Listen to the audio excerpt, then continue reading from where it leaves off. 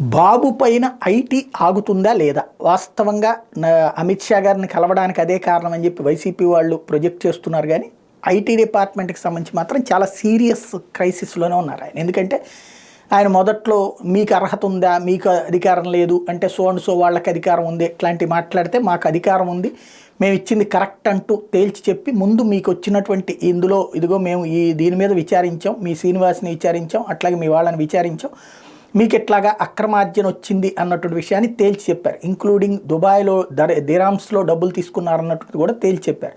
దానికి సమాధానం చెప్పాల్సిన బాధ్యత చంద్రబాబు గారికి ఉంది. ఆ రిపోర్టు అంటే లాస్ట్ ఇయర్లో ఇచ్చినటువంటి నోటీసులకి ఇప్పటిదాకా లీగల్ పాయింట్స్తో వెళ్ళారు. ఇప్పుడు ఈ ఇయర్ మార్చితో ఎండ్ అవుతుంది ఫైనాన్షియల్ ఇయర్. ఆలోపు సమాధానం ఫైనల్ ఉండాలి. లేకపోతే కనుక ఇక తదుపరి ప్రొసీడింగ్స్కి ఈడీ సిబిఐల దగ్గరికి పంపిస్తుంది. అంటే కేంద్ర ప్రభుత్వానికి పంపిస్తే ఆర్థిక శాఖ ఈడీ సిబిఐలకు పంపిస్తే చంద్రబాబు గారు ఆ రూట్లో ఇరుక్కుపోవాల్సి ఉంటుంది. ఎందుకంటే అప్పుడు లేదా ఈవెన్ ఇన్కమ్ ట్యాక్స్ డిపార్ట్మెంట్ అయినా ప్రాసిక్యూట్ చేయడానికి అవకాశం ఉంటుంది. ఇప్పుడు అమిత్ షాతో కలిసి ఆ ఇష్యూ మీద మాట్లాడడానికి వెళ్ళారా?